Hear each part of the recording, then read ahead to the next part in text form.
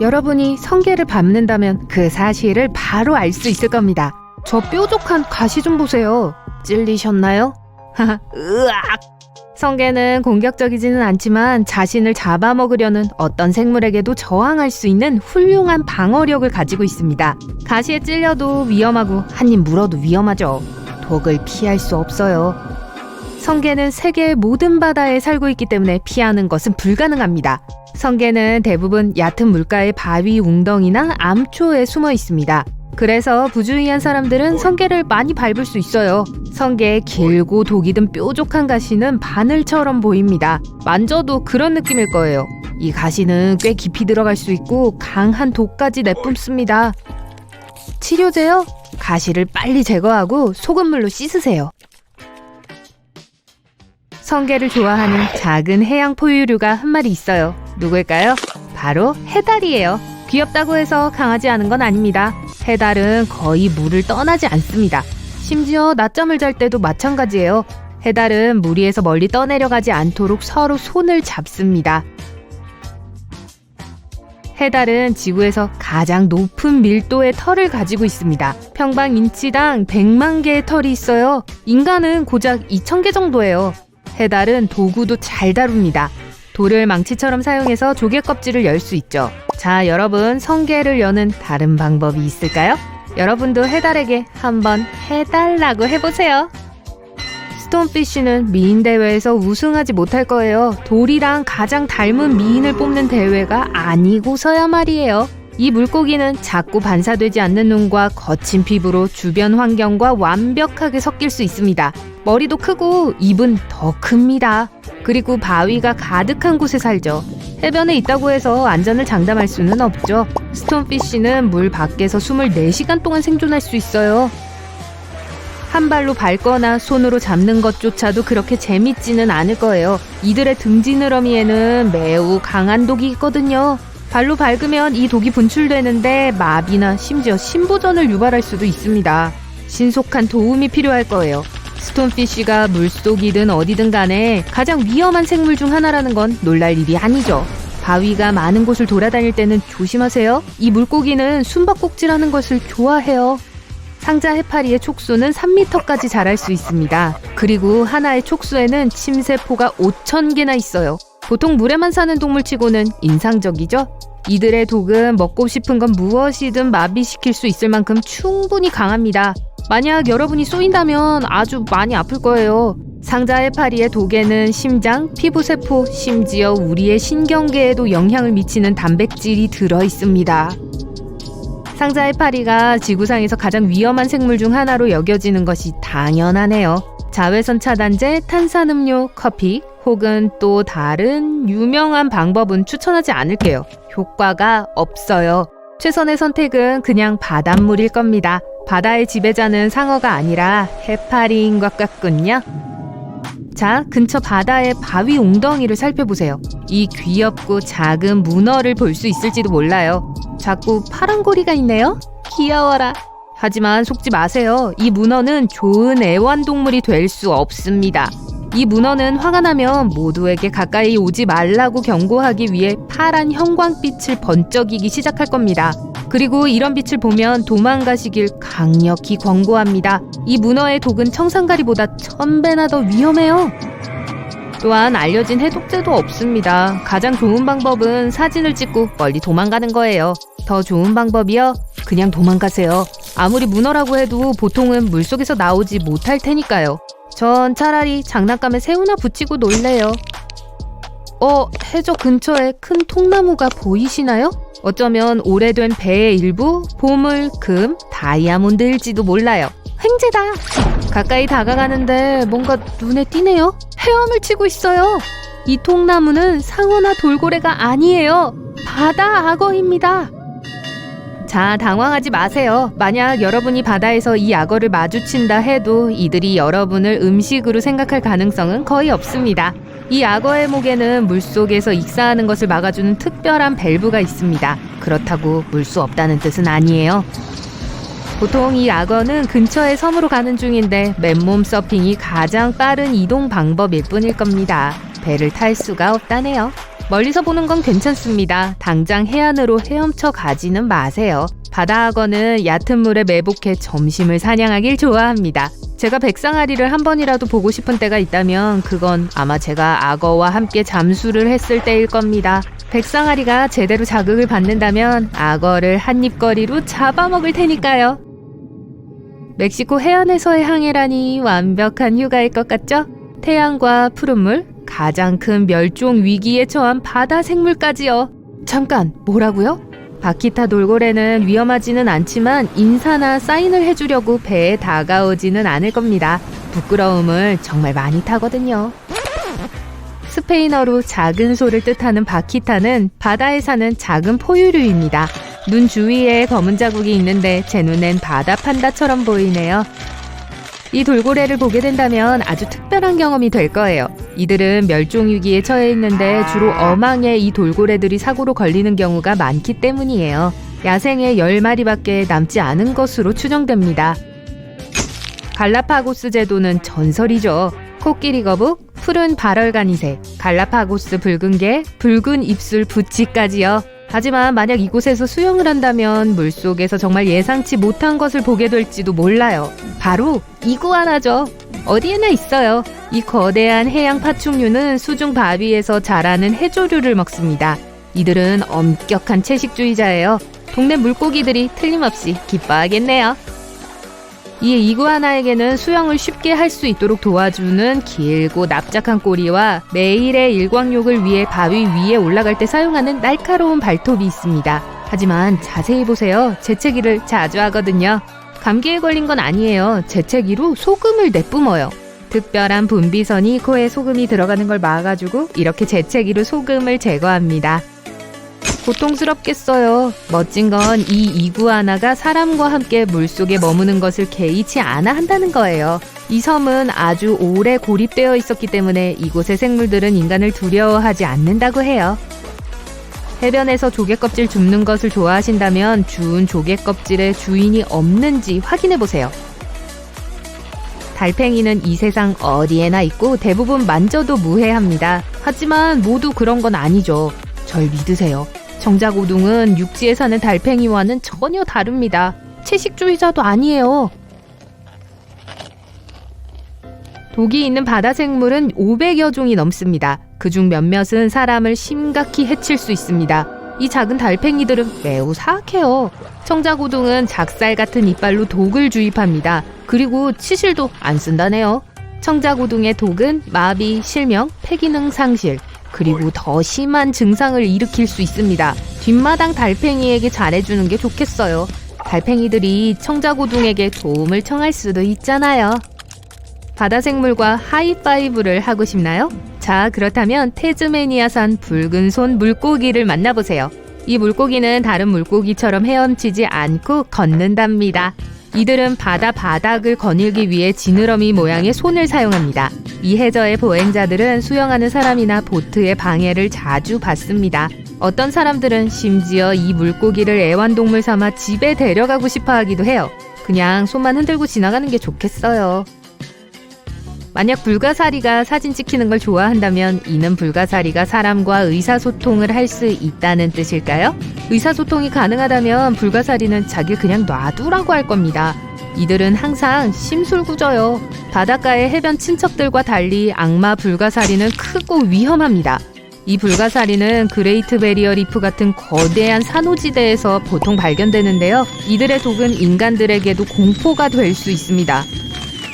이 불가사리의 몸에는 독가시가 가득합니다. 즉각적인 고통을 유발하는 강력한 독이죠. 통증은 3시간 이상 지속될 수 있습니다. 그러니까 이 불가사리를 잘못 문지르면 어떻게 되냐고요? 메스껍고 구토를 하게 될 거예요. 완벽한 인스타그램 사진을 찍기에 딱히 이상적이지 않죠. 복어는 작고 귀여워 보이지만 잘못 다룬다면 큰일이 날 수 있습니다. 복어는 전 세계의 수중 생일 파티에서 인기가 아주 많은데요. 풍선으로 변신할 수 있기 때문이죠. 재밌게도 모든 복어에게 독이 든 뾰족한 가시가 달린 것은 아닙니다. 어떤 복어는 부드럽고 귀여워요. 하지만 못된 녀석들의 몸 안에는 매우 독성이 강한 물질이 들어있습니다. 하지만 식당에서 5만 원도 넘던데 이상하네요. 혹시 일본의 별미 푸구에 대해 들어본 적 있으신가요? 독성이 있는 보거 요리예요. 젊은 요리사는 보거를 손질하는 훈련을 몇 년에 걸쳐 합니다. 하지만 한번 실수를 한다면 그 고객은 영영 돌아오지 못할 거예요. 상어는 보거독의 면역이 된 유일한 동물입니다. 상어를 멋지게 만들어주는 또 다른 사실이죠.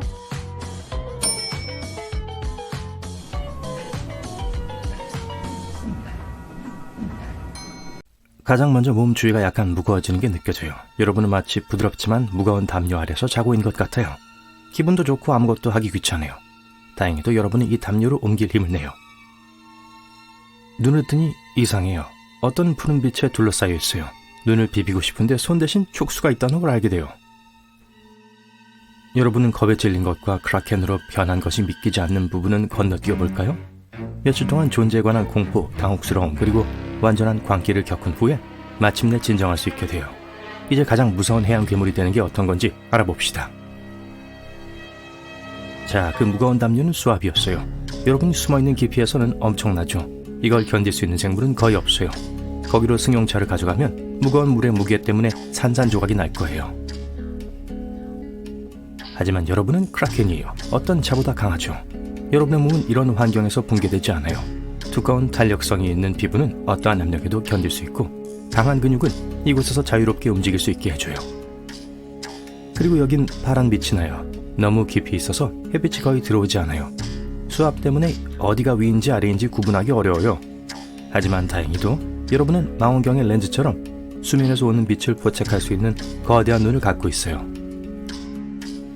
보통 사람은 이 깊이에서 어둠 외에는 아무것도 볼 수 없어요.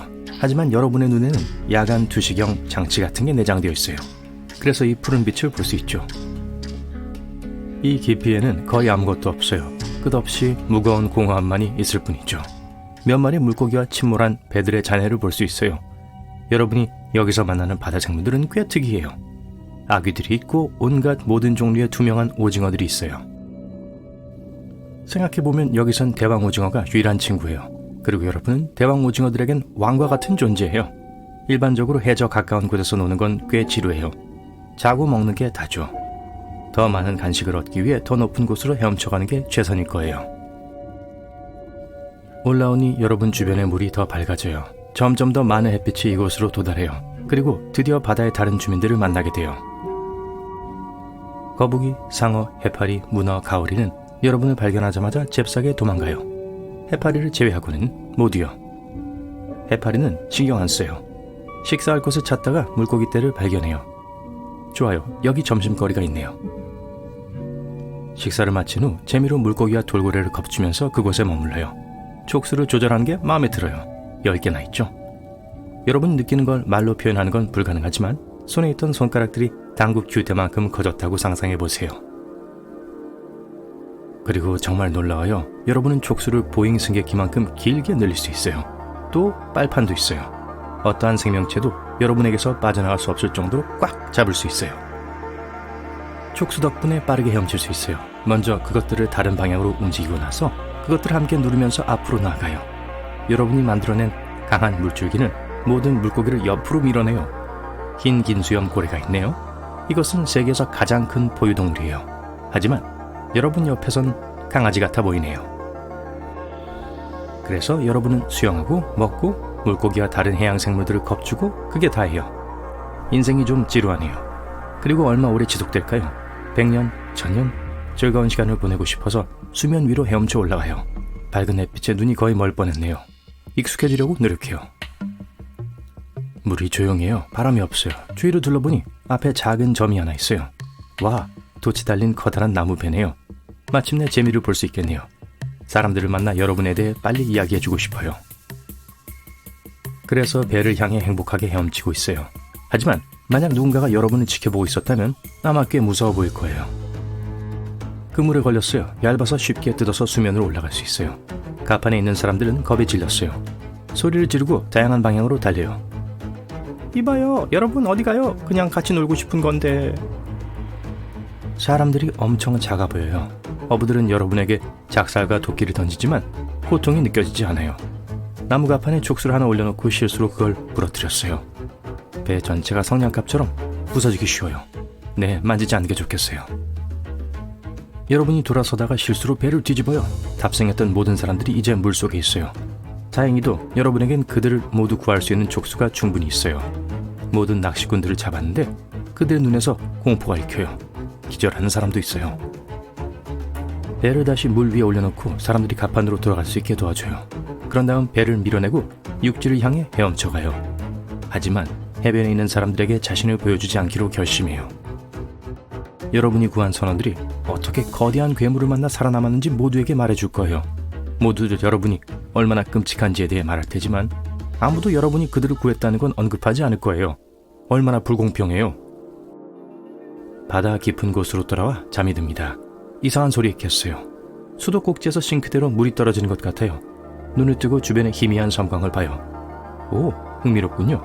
헤엄쳐 올라가 네오가 여러분을 깨웠다는 걸 깨달아요. 꽤 심각한 것 같아요. 하늘은 검고 파도도 엄청나요. 이 혼란 속에서 큰 배가 항해하는 게 보여요. 이 배는 여러분이 전에 봤던 것과는 달라요. 철로 만들어져 있어요. 그리고 현대적인 화물선이라서 돛이 없어요. 여러분이 몇백 년 동안 잠들어 있었던 것 같아요. 탑승한 사람들이 여러분을 알아채고 신호탄을 발사해요. 밝은 빨간색 불빛에 눈이 멀어요. 여러분이 촉수를 펼쳤고 실수로 배를 밀었어요. 배는 무겁고 뒤집히지 않아요. 여러분이 자는 동안 기술이 발전한 것 같네요. 폭풍이 점점 거세지고 있어요. 배가 좌우로 흔들리고 있어요. 촉수로 배를 잡아주려고 하지만 탑승해 있는 사람들을 두렵게 해요. 사람들은 소리를 지르고 여러분은 그들의 반응을 이해해요. 거대한 괴물이 어둠의 심연 속에서 나와 그들의 배를 움켜쥐었어요. 여러분을 두려워하는 걸 보는 건 썩 기분이 좋지 않기에 헤엄쳐 떠나기로 해요. 기분이 상한 채로 해저 근처에 숨어 있어요. 알고 보니 크라켄이 되는 건 그다지 즐겁지 않아요. 물고기들하고만 어울릴 수 있지만 물고기는 말을 할 수 없어요. 사람들은 여러분을 무서워하고 여러분은 그들을 불편하게 만들고 싶지 않아요. 이 세상에서 너무 외롭다고 느껴져요. 점심을 먹고 다시 잠이 듭니다. 이봐요, 크라켄씨. 제 말 들리세요? 목소리가 말했습니다. 여러분은 깨어나서 겁에 질려 몸서리를 쳐요. 누가 그랬죠? 플라잉 더치맨에 대한 이야기가 다 사실이었던 건가요? 방금 귀신이 여러분에게 말하는 걸 들었나요? 당신이 혼란스러워하는 거 이해합니다, 크라켄씨. 그러니 수면 위로 헤엄쳐 올라오면 모든 걸 알게 될 거예요. 몇 분 후에 여러분은 물 밖으로 나와 거대한 비행선을 봐요. 수면 위에 바로 떠 있어요. 하지만 가장 환상적인 건 갑판에 있는 사람들이 여러분을 두려워하지 않는다는 거예요. 관심과 동정심으로 여러분을 바라보고 있어요. 그중 이상한 헬멧을 쓴 남자를 눈치채요. 안녕하세요. 이 텔레파시 장치 덕분에 당신과 대화한 사람이 저예요. 당신도 뭐든 생각할 수 있어요. 제가 들을게요. 24세기예요. 사람들은 동물과 물고기가 의사소통하는 기술을 발명했어요. 그들은 거의 모든 생물들이 아무 생각이 없고 본능에 따라 산다는 걸 발견했어요. 하지만 그때 사람들은 바다 깊은 곳에서 나오고 있는 뇌 활동을 감지했어요. 바로 여러분을 발견한 거죠.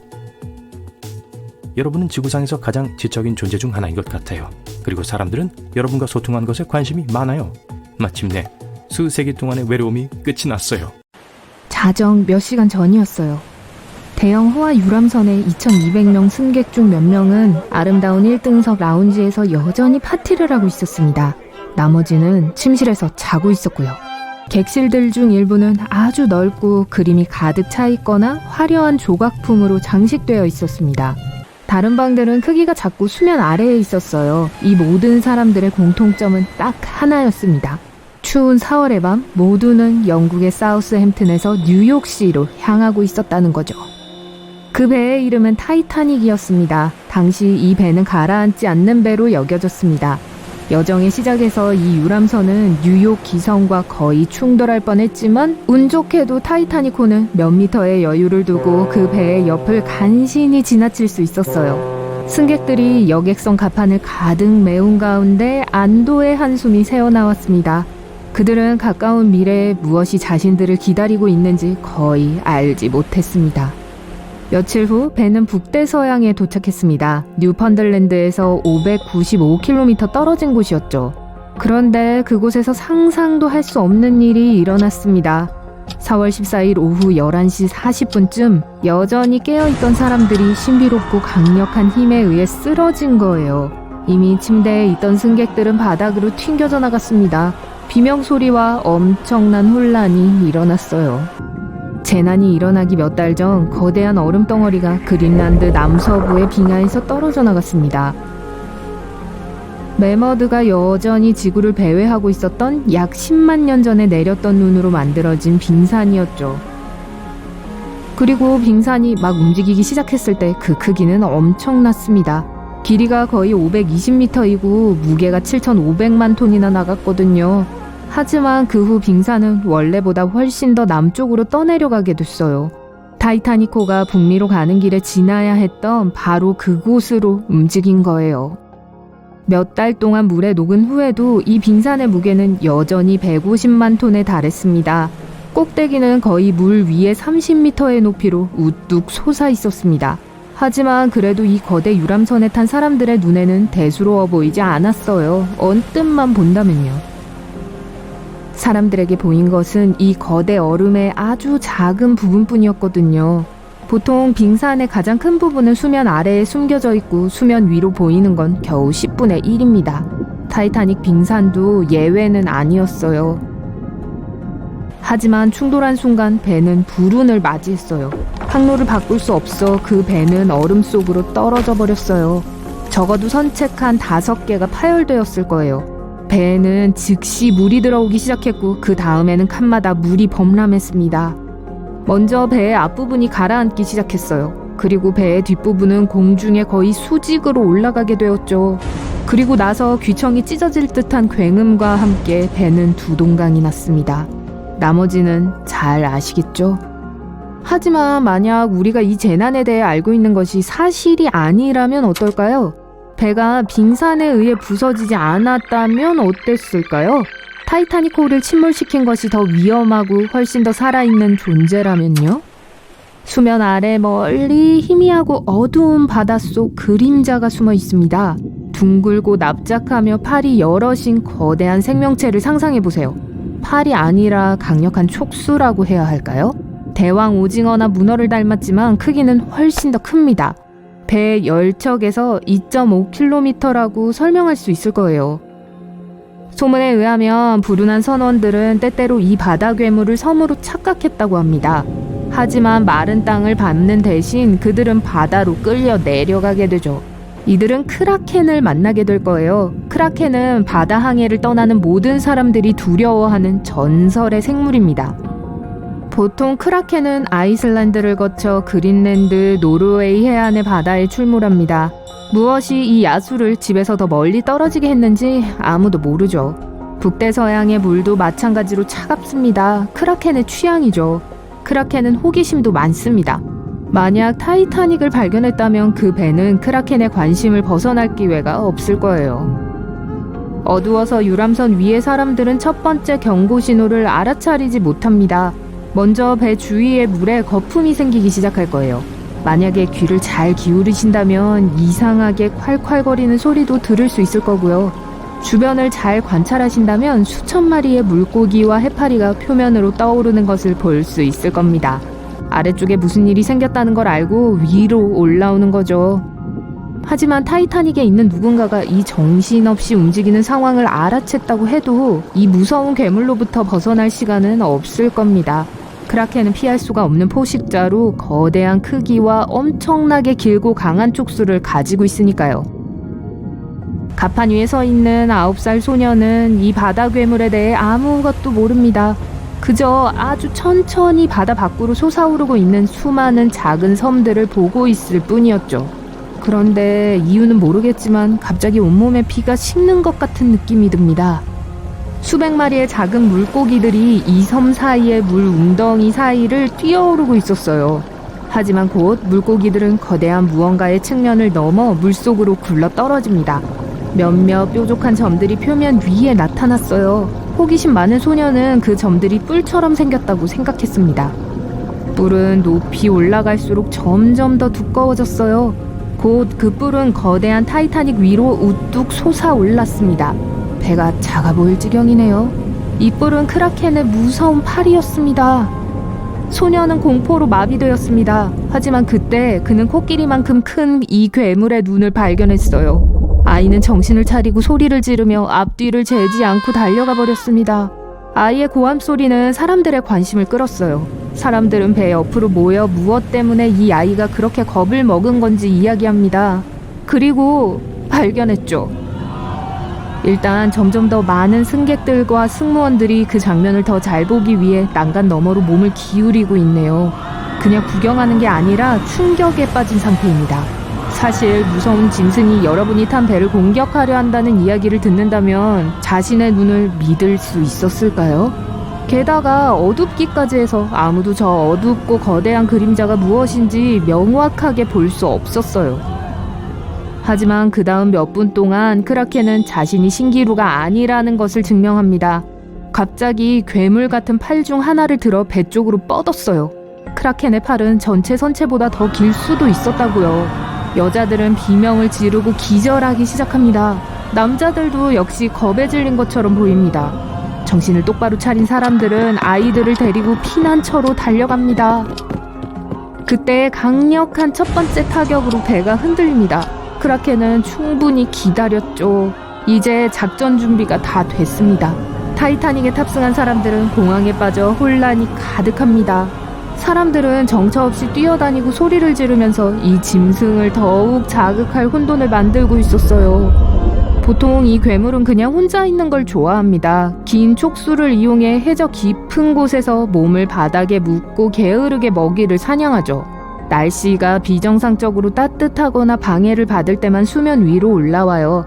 거대한 크기의 타이타닉이 큰 소음을 내며 지나가는 바람에 잠을 자고 있던 크라켄을 위로 올라오게 한 것 같습니다. 크라켄이 수면 위로 올라와 반짝이고 커다란 배를 보았을 때 와 하고 감탄했을 거예요. 배에 매료된 크라켄은 이 특이한 구조물을 만지기 위해 촉수 중 하나를 내밀었습니다. 재질이 단단하네요.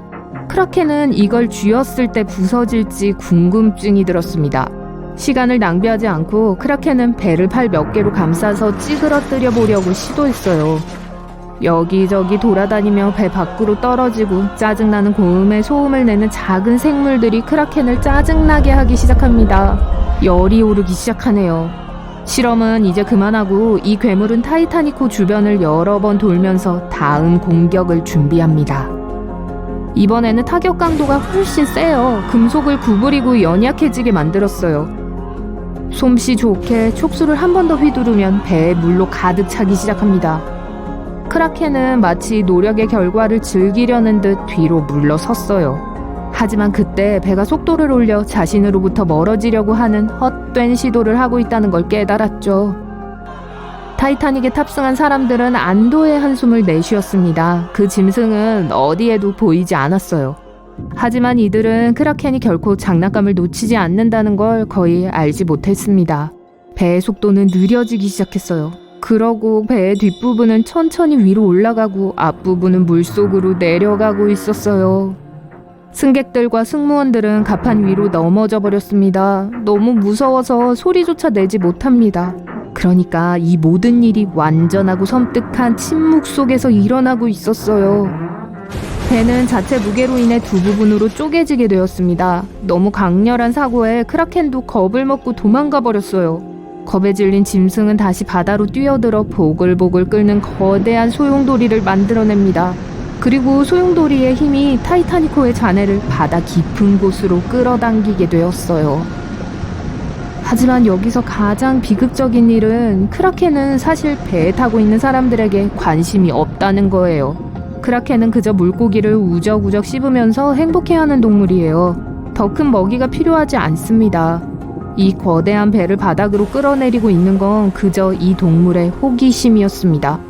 이 장엄한 유람선에는 희망이 있을까요? 여러분은 답을 알고 있을 겁니다. 마치 뭔가 물 밖으로 올라오는 것처럼 어섬 밑에 물에 거품이 일어요. 점점 더 가까워지고 있어요. 물이 끓는 것 같아요. 갑자기 거대한 턱과 반짝이는 이빨이 보여요. 몇 초 후 거대한 상어가 물 밖으로 뛰쳐나와 배를 한 입에 씹어버려요. 메갈로돈이었어요. 지구상에서 존재했던 가장 큰 물고기죠. 우린 메갈로돈을 오랫동안 이렇게 상상했어요. 백상아리의 확대 버전으로요. 하지만 과학자들은 이들의 외모에 대해 계속 논쟁하고 있어요. 지금까지 이 거대한 상어의 이미지가 틀렸다는 것에 동의하고 있어요.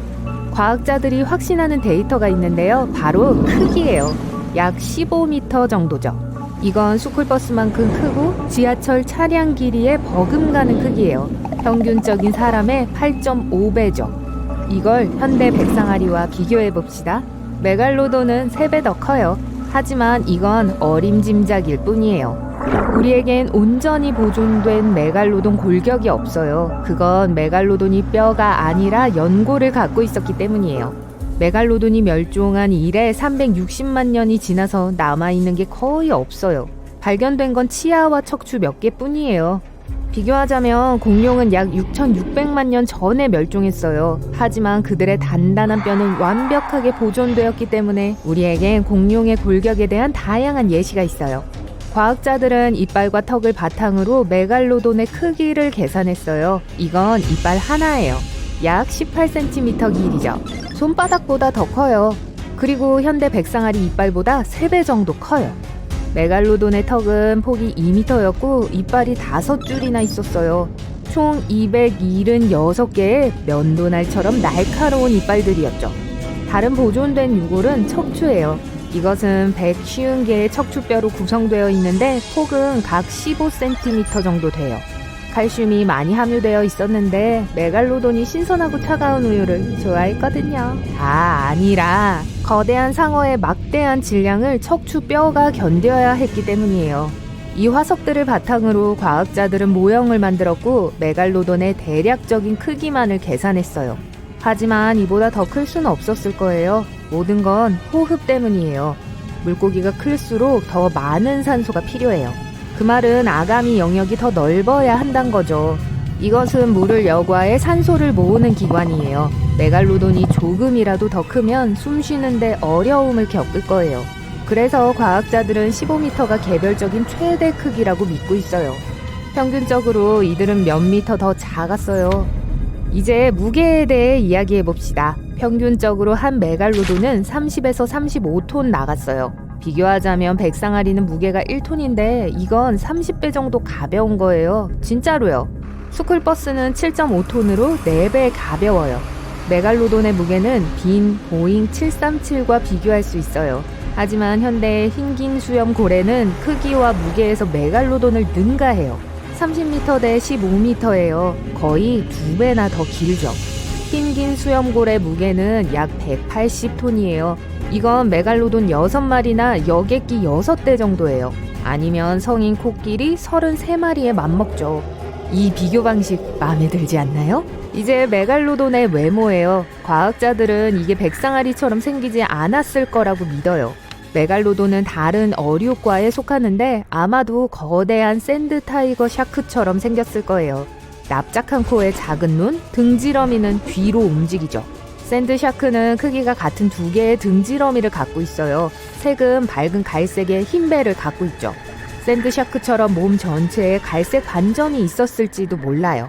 우린 화석이 처음 발견되었을 때부터 메갈로돈이 무섭다고 여겨왔어요. 그때는 르네상스 시대로 거슬러 올라가요. 사람들이 바위 속에서 이빨을 발견했어요. 처음에 이 이빨은 용이나 뱀의 혀로 생각되었어요. 그리고 여기 이 이빨의 주인이 어떻게 생겼을지 보여주는 첫 그림이 있어요. 무시무시한 코와 날카로운 이빨이 있는 거대한 주둥이죠. 또 메갈로돈이 먹이사슬의 잔인한 사냥꾼이었을 거란 증거도 있어요. 이들의 무기고의 첫 번째 전투 도구는 공성 망치였어요. 하지만 메갈로돈은 느린 수영선수였어요. 시속 18km까지밖에 가속할 수 없었죠. 비교하면 현대의 백상아리는 먹이를 먹기 위해 단숨에 시속 50km까지 갈 수 있어요. 가장 빠른 수영선수는 시속 10km밖에 못 가요. 그럼 행운을 빌어요.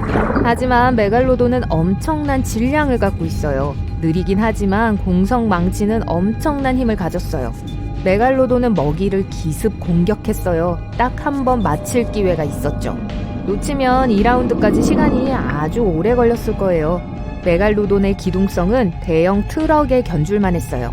하지만 들이받는 게 성공적이었다면 먹잇감은 놀라 움직일 수 없었어요. 이 시점에서 메갈로돈은 먹잇감의 지느러미와 꼬리같이 취약한 지점을 겨냥했어요. 과학자들은 메갈로돈 이빨 자국이 있는 많은 고대 고래의 잔해들을 발견했어요. 알고 보니 거대 상어는 자신의 먹잇감의 중요한 기관이 어디에 있는지 알고 있었고 그걸 공격할 수 있었던 것 같아요. 먹이가 움직이지 못하면 메갈로돈이 이빨을 드러냈어요. 성인 한 명이 열린 턱에 완전히 서서 쉽게 들어갈 수 있어요. 그리고 다양한 추정에 따르면 메갈로돈의 무는 힘은 거의 11톤이라고 해요. 날카로운 이빨 끝에 SUV 3대의 무게가 집중되어 있는 걸 상상해보세요. 이건 가장 큰 백상아리가 무는 것의 9배, 그리고 현대의 물기 기록자인 바다 악어의 6배에 달해요. 자, 메갈로돈의 잔해가 발견된 곳의 지도를 보세요. 남미, 북미, 유럽, 아시아, 호주예요. 그는 모든 바다의 대장이었고 지구상의 어느 곳도 편안히 누볐어요. 우린 심지어 민물 퇴적물에서 거대한 상어의 잔해를 발견하기도 했어요. 아마도 사냥하러 강에 들어가는 걸 두려워하지 않았나 봐요. 다른 과학자들은 메갈로돈이 포식자가 아니었을 수도 있다고 해요. 모두 그 크기 때문이에요. 빠르게 헤엄칠 수 없었고 백상아리처럼 짧은 돌진도 할 수 없었어요. 만약 먹이가 도망치려고 하면 메갈로돈은 절대 따라잡을 수 없었기 때문에 서둘러 추격하지 않았어요. 또 다른 문제는 메갈로돈의 골격이에요. 연골은 뼈보다 약해요. 그래서 거대 상어의 근육 구조는 애초부터 그렇게 거대하고 튼튼하지 않았어요.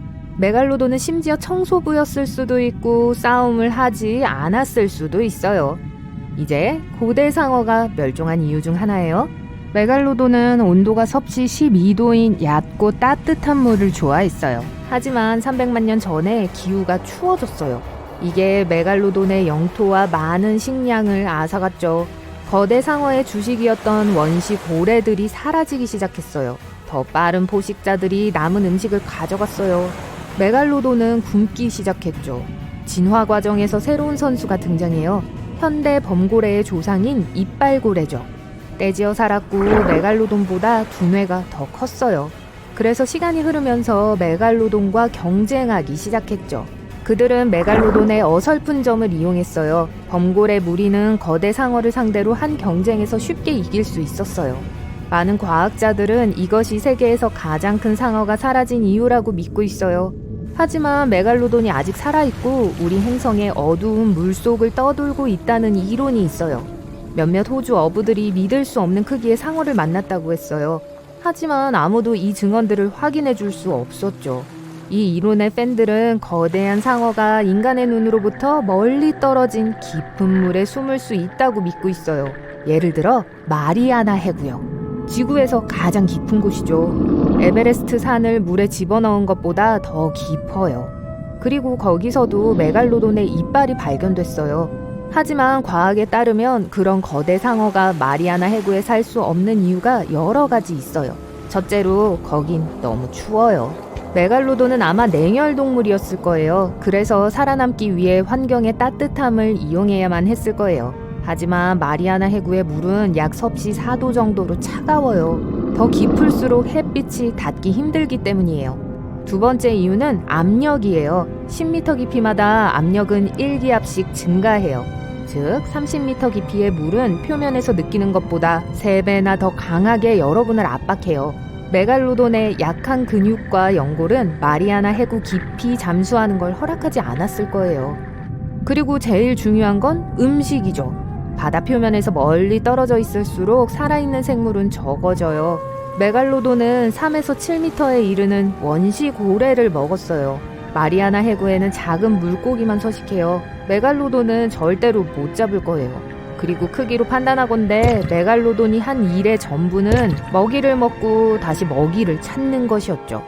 사람의 몸무게와 비교해보죠. 보통 사람은 1일 2000칼로리를 섭취하며 평균 체중은 약 80kg이에요. 메갈로돈은 그보다 무게가 470배 더 나갔고 더 많은 칼로리가 필요했어요. 그래서 마리아나 해구에 사는 물고기들을 모두 합해도 메갈로돈은 며칠밖에 못 먹었을 거예요. 그러니 물론 이 모든 이론들이 사실은 아니지만 그래도 조심하는 게 현명하겠죠. 무슨 말인지 아시죠? 밤이에요. 강한 폭풍이 시작됩니다. 여러분은 해안가에 살고 있고 창문을 통해 사나운 바다를 바라봅니다. 하늘에는 번개가 번쩍이고 거대한 파도가 해안에 부서지고 폭우는 모래를 진흙으로 바꾸고 있어요. 아침에 물고기가 해안으로 잔뜩 밀려오겠군 이라고 생각하며 잠자리에 들어요. 다음날 아침 이상한 소리에 잠에서 깼어요. 창밖에서 사람들이 박수를 치는 소리 같아요. 밖에 나가보니 거대한 군중이 바닷가에 모여 있어요. 철썩거리는 소리가 점점 커집니다. 그 소리는 해안가로 밀려온 엄청난 양의 물고기였어요. 몇 시간 동안 해변에 있었지만 여전히 살아있어요. 물고기는 미끄러운 몸뚱이로 모래에서 헐떡입니다. 잉어, 송어, 정어리 그리고 심지어 거대한 백상아리도 몇 마리 있어요. 상어는 힘이 넘치고 이빨이 가득한 주둥이를 움직여요. 어찌된 일인지 모든 물고기는 이제 사람처럼 호흡을 할 수 있어요. 여러분은 다른 사람들을 도와 물고기를 다시 물속에 던집니다. 물고기가 깊은 바닷속으로 헤엄치는 게 보여요. 하지만 어떤 물고기는 수면 위로 올라와 신선한 공기를 즐기며 헤엄칩니다. 상어를 제외한 거의 모든 물고기를 돌려보냈어요. 구조 크레인이 도착합니다. 상어를 한 마리씩 꼬리로 들어올린 다음 바다로 옮기고 놓아줍니다. 뉴스를 통해 산소 호흡을 하는 물고기가 해안가로 밀려온 것이 여러분의 도시뿐이 아니라는 걸 알게 돼요. 전 세계 해변에서 발견됐어요. 과학자들과 해양 연구원들은 이 독특한 현상을 연구하기 위해 벌써 바다 탐험을 떠났어요. 저녁 늦게 연구 결과가 발표됩니다. 이제 아가미를 가진 모든 바다 생물은 새롭게 발달된 폐를 통해서 숨을 쉴 수 있게 됐어요. 얼마든지 오랫동안 육지에 머물 수 있어요. 다른 동물처럼 마실 물만 있으면 돼요. 물고기는 물을 흡수하고 아가미로 통과시킵니다. 아가미는 물에서 산소를 추출해서 혈류로 보내는 특별한 수용기가 있어요. 이런 방식으로 생존에 필요한 산소를 공급받죠. 그러고 나서 이산화탄소가 형성됩니다. 그건 물고기 혈액으로 들어가서 아가미를 통과하고 다시 물속으로 방출됩니다. 아가미로 호흡하는 능력은 변하지 않았어요. 하지만 물고기의 구조가 달라졌어요. 폐와 기도가 생겨났어요. 물속에 있을 때는 기도를 닫아서 폐로 가는 길을 막아요. 이런 식으로 물이 폐에 들어가지 않게 하죠. 하지만 물 밖에 있을 때는 아가미를 닫고 입을 통해 폐에 접근할 수 있게 해줍니다. 이 놀라운 변신은 세상에 큰 변화를 가져오진 않았어요. 아직은요. 돌고래와 고래는 원래 폐가 있었어요. 공기는 머리 위에 위치한 콧구멍을 통과해요. 분수공이라고 하죠. 돌고래는 수면 위로 올라와서 폐를 공기로 채우고 다시 몇 분 동안 물 밑으로 내려갑니다. 이제 돌고래뿐만 아니라 다른 모든 바다 생물들이 수면 가까이에서 헤엄칩니다. 배를 타고 바다 여행을 떠나면 충격적인 현상을 눈으로 직접 볼 수 있어요. 해안에서 더 멀리 갈수록 더 많은 물고기를 볼 수 있어요. 물고기가 돌고래처럼 높이 뛰어올랐다가 다이빙을 해요. 마치 새로 생긴 기술을 즐기고 있는 것 같아요. 물고기가 정말 많아요. 수십 마리의 물고기가 보트 안으로 뛰어들어요. 여러분은 물고기를 다시 바다로 던져요. 거대한 지느러미를 보고 엔진을 끕니다. 상어가 수십 미터 떨어진 곳에서 헤엄치고 있어요. 상어는 보트만큼 커요. 다행히도 다른 물고기의 정신이 팔려서 여러분을 사냥하진 않을 거예요. 배를 돌려 해변으로 향해요. 땅거미가 치고 있어요. 도시의 불빛이 보이네요. 바다는 빛을 발하는 해파리와 식물성 플랑크톤으로 가득해요. 그래서 물은 보라색과 파란색으로 반짝여요. 이 광경에 매료되어서 도시의 불빛이 갑자기 꺼지는 것을 알아차리지 못했어요. 사람들의 비명소리가 들려요. 해안가에 가까워질수록 비명소리와 뭔가 부서지는 소리가 커집니다. 마침내 부두에 도착해 배에서 내린 후 제 방의 일부가 망가진 것을 발견해요. 배들이 뒤집혀 있고 가로등이 망가져 있고 전선이 끊겨 있어요. 투명한 점성액체의 기다란 흔적이 부두에서 마을로 이어져요. 이 슬라임 때문에 한두 번 미끄러집니다. 거리가 텅 비었어요. 차들은 버려졌고 집의 창문은 깨졌어요. 쓰레기가 사방에 널려 있고 도로도 온통 젖어 있어요. 어두운 골목에서 철퍽거리는 소리가 들려요. 다가오고 있어요. 작은 문어가 길에 나타나요. 거미처럼 움직여요. 촉수를 사용해서 차에 기어오르고 벽을 뛰어넘고 기어올라요. 문어 한 마리가 또 나와요. 오징어 몇 마리도 따라 나옵니다. 오징어가 어설픈 움직임으로 다가와요. 여러분은 한 발짝 물러섭니다. 점점 더 많은 오징어와 문어가 어두운 골목길에서 모습을 드러내요. 어떤 것은 자동차만큼 커요. 바닥에 있는 자전거를 보고 그 위에 탑니다. 문어떼를 뒤로 한 채 인적이 드문 거리를 달리고 있어요. 자전거 바퀴 밑에서 땅이 흔들리기 시작해요. 알 수 없는 짐승의 귀청이 터질 것 같은 굉음이 들려요. 뒤를 돌아본 것이 후회돼요. 5층 건물 크기의 오징어처럼 생긴 거대한 괴물이 가까이 있던 집의 벽을 어마어마한 크기의 촉수로 한 방에 부숴버려요.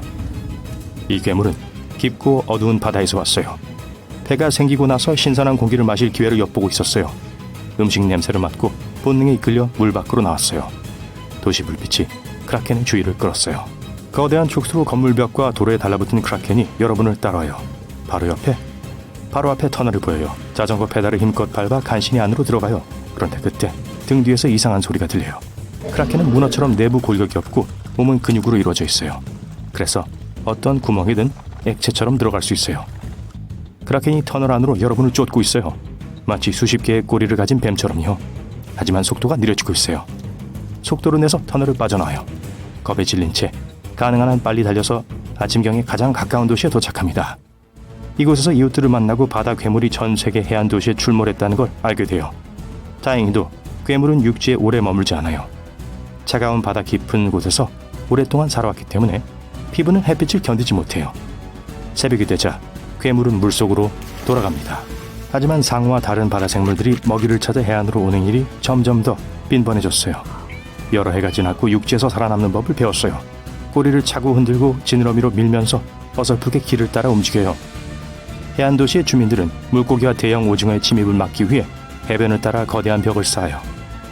바다 생물은 전보다 2배의 산소를 공급받아요. 아가미를 통해 산소를 흡수하고 폐를 채워요.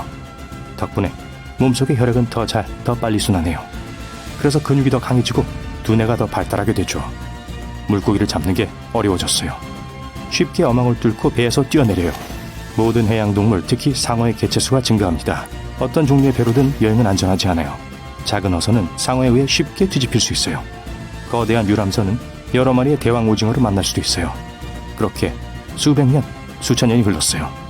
점점 더 많은 물고기가 육지로 옵니다. 진화는 그들의 몸 구조를 매우 빠르게 변화시켜요.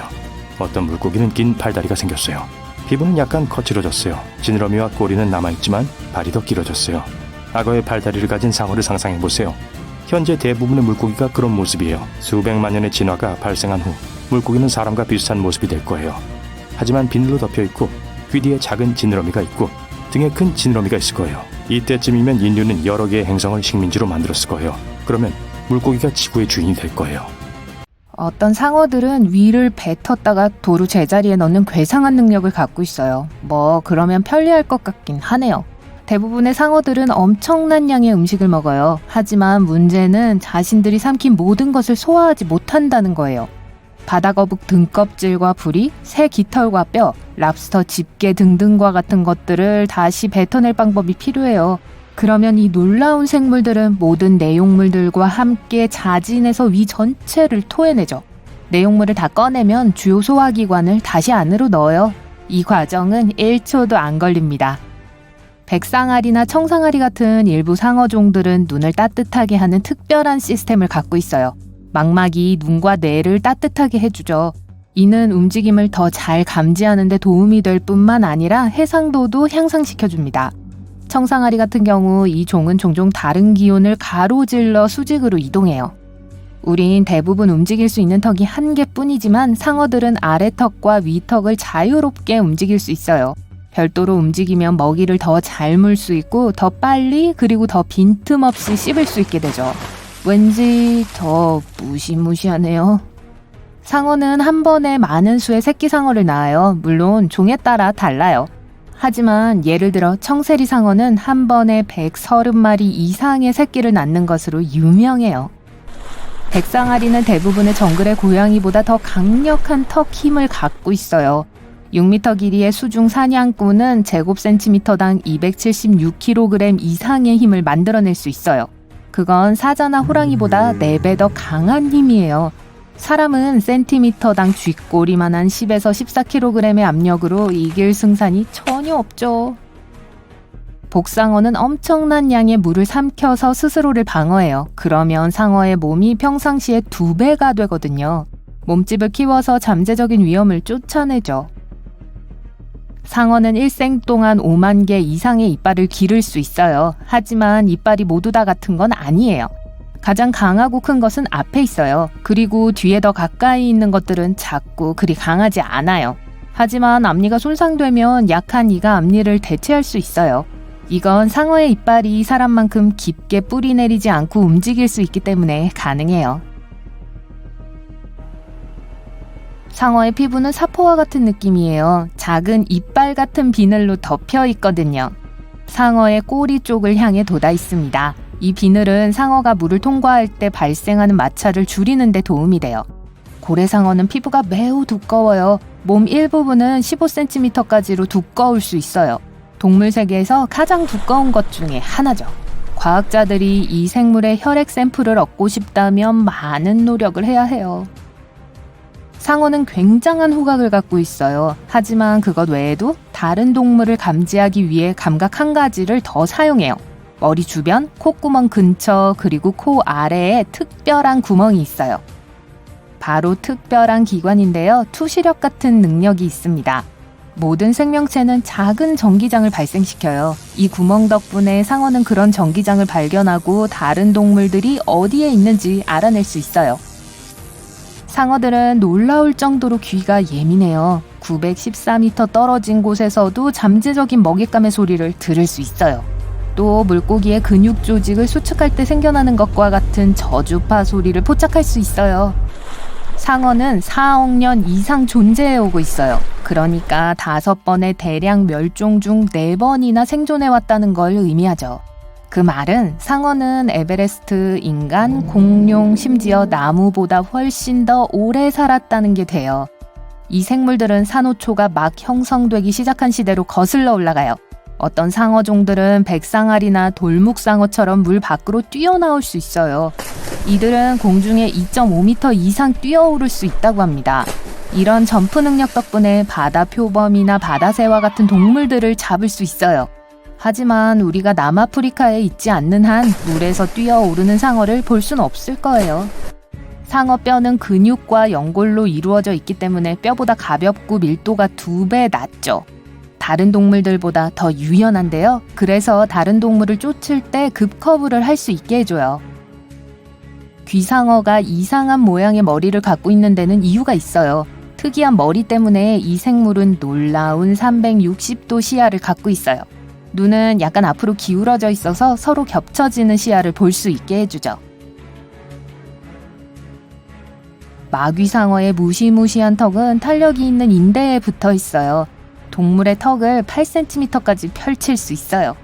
다른 해양 생물들을 잡기 위해 입을 앞으로 쭉 내밀 수 있죠. 여러분과 달리 상어는 잠을 자지 않아요. 어떤 종들은 계속 수영을 해야만 해요. 안 그러면 물이 아가미를 통해 흐르는 것이 멈춰서 숨을 쉴 수 없게 되죠. 다른 상어들은 쉬지만 무의식 상태에 빠지지는 않아요. 그냥 특별한 휴식기에 들어갑니다. 이 생물들은 눈꺼풀이 없어요. 그래서 눈을 항상 뜨고 있죠. 그리고 동공이 주변을 감시하고요. 또 물이 아가미를 통과할 수 있게 입을 벌리고 있어요. 상어는 놀랄 만큼 먼 거리를 쉬지 않고 이동할 수 있어요. 다 이상한 수면 패턴 덕분이죠. 예를 들어 백상아리는 먹거나 쉬지 않고 3,200km 이상의 거리를 헤엄칠 수 있어요. 이 생명체들은 왜 배고파하지 않을까요? 상어는 간에 저장된 지방을 끌었어요. 근데 이 기관은 동물의 몸무게의 3분의 1까지 차지할 수 있어요. 일반적으로 생각하는 것과 달리 상어는 역방향으로 헤엄칠 수도 없고 할 줄도 모르는 걸로 알려져 있죠. 꼬리는 앞으로 나아가게 하고 가슴 지느러미는 균형을 유지하고 회전하게 도와줘요. 그 뜻은 해부학상으로 이 동물들은 앞으로 나아가는 것 말고는 다른 방향으로 움직일 수 없다는 거예요. 상어는 성대가 없어요. 서로 의사소통하거나 감정을 표현하기 위한 소리를 낼 수 없어요. 그래서 몸을 비틀거나 몸을 뒤집는 등의 동작을 취해야 하죠. 상어는 전 세계의 모든 바다에 살아요. 하지만 몇몇 종들은 민물 강이나 호수에서도 서식해요. 예를 들어 황소상어는 열대지방의 강에서 발견돼요. 또한 민물과 바닷물 사이를 헤엄칠 수 있는 걸로 알려져 있죠. 세상에서 가장 작은 상어는 드워프 랜턴 상어예요. 이 독특한 생명체는 20cm 이상 자라지 않습니다. 하지만 이 작은 몸집의 약점을 다른 방법으로 만회하죠. 예를 들어 일부 기관에서 빛을 방출해요.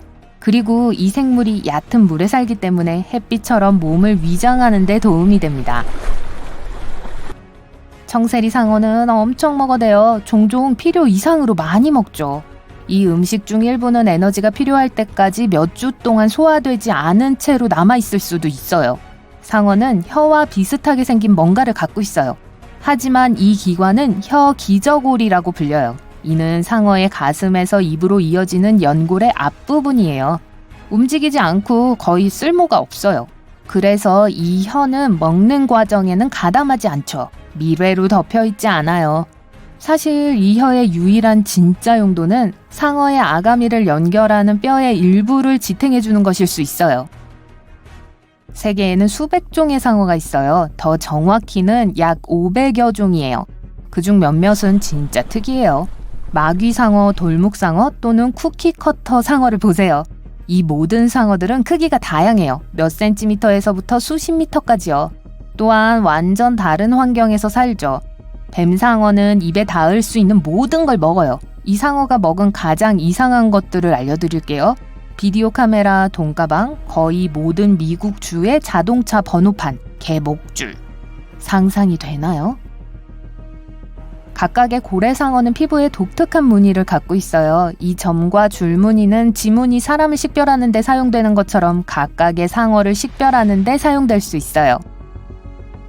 뭉툭코 6줄 아가미 상어는 엠파이어 스테이트 빌딩 5개 정도의 깊이까지 잠수할 수 있어요. 아기 상어 뚜르르뚜르. 아기 상어가 태어나거나 부화하면 이미 충분한 영양분을 공급받은 상태예요. 그리고 엄마 상어로부터 멀리 헤엄쳐 간다면 적어도 몇 주 동안 먹이를 사냥할 필요가 없어요. 아이고, 누가 아기 상어 노래를 시작한 거죠? 놀랍지만 버려진 야생동물 공원 안으로 들어간다고 상상해보세요. 동물 우리에는 풀이 무성하게 자라고 작은 집들은 오랫동안 방치된 채 거미줄과 곰팡이가 여기저기 널려 있습니다. 어두운 건물 안으로 들어가니 앞에 초록빛이 빛납니다. 가까이 다가가 보니 거대한 물탱크였어요. 오래된 녹색물이 들어있는데 그 안에 거대한 물고기의 그림자가 보입니다. 여러분이 방금 본 것은 백상아리입니다. 상어는 포르말데이드 용액 안에 거의 완벽하게 보존되어 있습니다. 2012년 호주의 와일드라이프 원더랜드는 운영을 중단했습니다. 모든 동물들은 그곳에서 옮겨졌지만 상어는 잊혔습니다.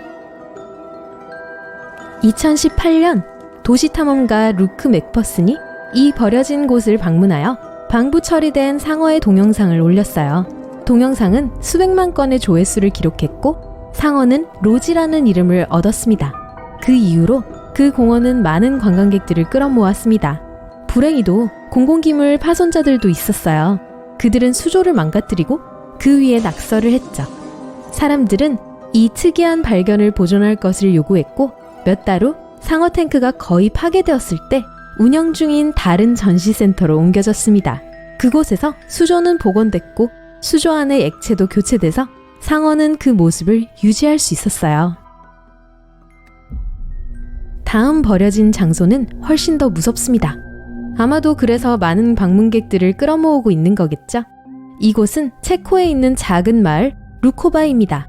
작은 집들과 아늑한 거리, 풍부한 자연이 어우러진 이곳은 매우 아름답습니다.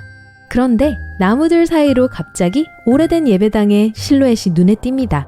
안으로 들어가기 전에 그곳이 완전히 버려졌다는 걸 깨닫게 됩니다. 벽에 색이 바랜 페인트가 칠해진 낡은 벽돌과 녹슨 금속 지붕이 보입니다. 좀 으스스해 보이네요. 안으로 한 발짝 들어갑니다.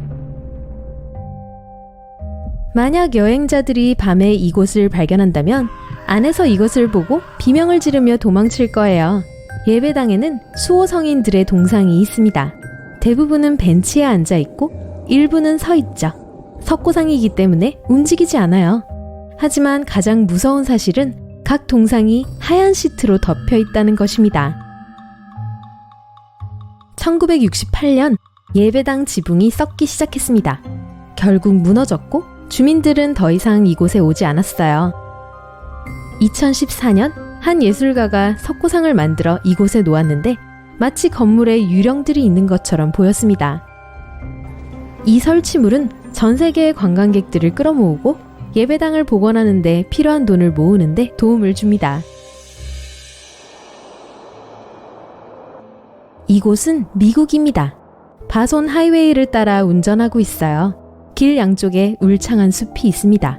버스 정류장에 가서 차에서 내립니다. 소문으로만 들었던 이상한 발견을 확인하기 위해서는 숲으로 들어가야 합니다. 덤불, 진흙, 나무 사이를 헤치고 가면 여기 있어요. 처음에는 전혀 특별한 것이 없어 보입니다. 그런데 위를 쳐다보세요. 녹슨 빨간 자전거가 말 그대로 나무 안에 있어요. 자전거는 숲의 일부가 되었습니다. 바퀴와 핸들바는 튀어나와 있고 나머지 부분들은 나무 기둥 안에 있어요. 1954년 이 지역의 한 소년이 자전거를 선물로 받았습니다. 그런데 선물이 마음에 들지 않았어요. 타이어는 매우 얇고 단단했고 핸들바는 마치 세발 자전거처럼 보였거든요. 어느 날 이 소년은 친구들과 숲에서 놀고 있었고 오직 그 소년만 자전거가 있었어요. 모두들 집에 가기 시작했을 때 소년은 그저 자전거를 나무 옆에 두고 갔습니다. 나무는 계속해서 자랐고 자전거는 나무의 일부가 되었습니다. 춥고 어두운 곳을 떠나서 바로 남캘리포니아 사막의 중심부로 가볼게요. 햇볕이 매우 뜨겁고 주위에는 아무도 없습니다. 모래, 마른 덤불, 그리고 멀리 산이 보일 뿐이에요. 몇 시간이 지났어요. 목이 마릅니다. 태양이 피부를 태우는 것 같아요. 그런데 갑자기 물이 보입니다. 아니면 신기루일까요? 그렇지 않길 바라면서 가까이 다가갑니다. 야호! 이건 진짜 물이에요. 하지만 오아시스는 아닙니다. 여기 사막 한가운데에 아무 표시도 없는 수영장이 있어요. 수영장으로 뛰어드니 너무 신나요. 이곳은 소셜풀이라고 합니다. 한 예술가가 2014년 여름에 지었어요. 물론 누구나 이 수영장을 이용할 수 있지만 모든 사람이 이 수영장을 찾을 수 있는 건 아닙니다. 불행히도 오늘날에는 그 흔적만 남아 있습니다. 버려진 장소들이 소름 끼치고 이상하기만 한 것은 아니에요. 어떤 경우에는 발견한 사람을 부자로 만들어주기도 하죠. 파리에 있는 피갈레 구역으로 갑니다. 이곳은 주택가이고 버려진 장소 같지 않은데요. 이 중 한 건물로 들어갑니다. 입구 우편함에서 우편물을 확인하는 사람들을 만납니다. 계단을 올라가서 한 아파트 문 앞에 멈춥니다. 다 허물어져 가네요. 문을 열고 안으로 들어갑니다. 여기서 보는 장면은 유령의 집 영화의 으스스한 장면을 떠올리게 합니다. 모든 가구와 장식은 이 시대의 물건이 아닙니다. 아파트 전체가 골동품처럼 보여요. 두꺼운 먼지층이 구석구석을 뒤덮고 있습니다. 테이블과 바닥에는 오래된 소름 끼치는 인형과 봉제왕구들이 놓여 있습니다. 뮤직박스에서 음산한 곡까지 흘러나오면 더할 나위 없는 공포영화 속 한 장면이에요. 마치 100년 전으로 거슬러 올라간 기분입니다. 어떤 의미에서는 사실이에요. 아파트 주인은 1940년대에 이사했습니다. 모든 것을 그대로 두고 갔어요. 아파트는 70년 동안 손대지 않은 채 방치되었습니다. 2010년 아파트 주인의 재산 평가가 시작되면서 발견되었어요. 집주인은 다른 곳에 살았고 아파트에 대해 아무에게도 말하지 않았습니다. 감정가들이 아파트에 들어왔을 때 이탈리아 화가 지오반니 볼디니의 그림을 발견했습니다. 화가가 19세기에 그린 그림이었어요. 이 그림은 약 30억 원에 팔렸습니다. 이제 우리는 나미비아에 있는 또 다른 사막으로 갑니다. 이곳 바닷가에서 멀지 않은 모래 언덕 사이로 말라버린 석호와 오래된 침몰선이 모래 속에 반쯤 잠겨있는 것을 볼 수 있습니다. 사실 침몰선의 일부라고 해야겠죠. 이 포르투갈 선박의 나이는 약 500년입니다. 원래 1533년에 리스본에서 출발했는데 나미비아 다이아몬드 광산도시 근처에서 사라졌습니다. 잔해 사이를 걷다 보면 당시 선박의 부품들을 발견할 수 있는데 가장 흥미로운 것은 금화가 든 상자입니다. 이 귀중한 보물을 포함한 전체 선박의 가치는 약 140억 원이 넘을 것으로 추정됩니다. 이 잔해는 2008년에 지질학자들에 의해 발견되었지만 모든 것이 공개된 것은 8년 후였습니다. 이제 여러분은 뉴욕의 거리를 걷고 있어요. 쓰레기통이 있는 어둡고 인적이 드문 골목길을 지납니다. 캔버스 하나가 쓰레기통에 튀어나온 것이 보입니다. 꺼내보니 그림이네요. 이미지가 별로 선명하지는 않지만 아름다워요. 여러분은 그 예술품이 쓰레기통에 있을 수는 없다고 생각하고 집으로 가져갑니다. 그 후 4년 동안 이 그림에 대해 뭔가 알아내려고 노력합니다. 그리고 어느 날 골동품에 대한 웹사이트에서 이 그림이 10억 원의 가치가 있는 사라진 예술품이라는 걸 알게 됩니다. 2003년 뉴욕의 한 여성에게 실제로 일어났던 일입니다. 그녀는 쓰레기통에서 그 그림을 발견했을 때 그림에서 어떤 힘이 뿜어져 나오는 것을 느꼈습니다. 그리고 그림의 주인이 1989년에 그것을 도난당했다는 것을 알게 됩니다. 그녀는 그림을 돌려주었고 보상으로 약 2천만 원을 받았습니다. 트레스 페르소나제스라고 불리는 이 그림은 1970년 멕시코 예술가 루피노 타마요가 그렸습니다. 한 수집가가 아내를 위한 선물로 이 예술 작품을 샀습니다. 하지만 몇 년 후 이 그림은 부부가 새 집으로 이사하는 동안 도난당했습니다. 이제 가장 웅장하고 규모가 컸던 발견으로 우리의 여행을 마무리할게요. 여기는 터키입니다. 여러분은 아주 오랫동안 낡은 집에서 살았고 집을 다시 꾸미고 싶어 해요. 쓸모없는 물건들을 정리하다가 지하실이 있었다는 사실이 떠오릅니다. 전에는 필요 없었지만 이제 지하실을 방으로 개조하기로 합니다. 벽을 하나 허물었더니 지하로 통하는 터널이 있어요. 흥분한 여러분은 안으로 들어가고 터널이 단지 비밀의 방으로 이어지는 것이 아니라는 걸 알게 됩니다. 거대한 지하 도시로 이어지는 거였어요. 1963년 터키의 한 남자가 지하 18층까지 내려가는 고대 도시를 발견했습니다. 약 2만 명의 주민, 가축, 그리고 식량을 수용할 수 있는 도시였어요. 단순한 미로 터널이 아니에요. 거기에는 예배당, 학교, 마구간, 부엌, 그리고 다른 문명의 흔적들이 있습니다. 이 도시는 약 1000년 전 비잔틴 시대에 세워졌습니다. 아마도 자연재해와 전쟁의 피난처로 지어졌을 거예요. 하지만 가장 멋진 사실은 이것이 유일한 지하도시가 아니라는 점입니다. 수 킬로미터에 걸쳐 뻗어있는 다른 터널과 연결되어 있어요.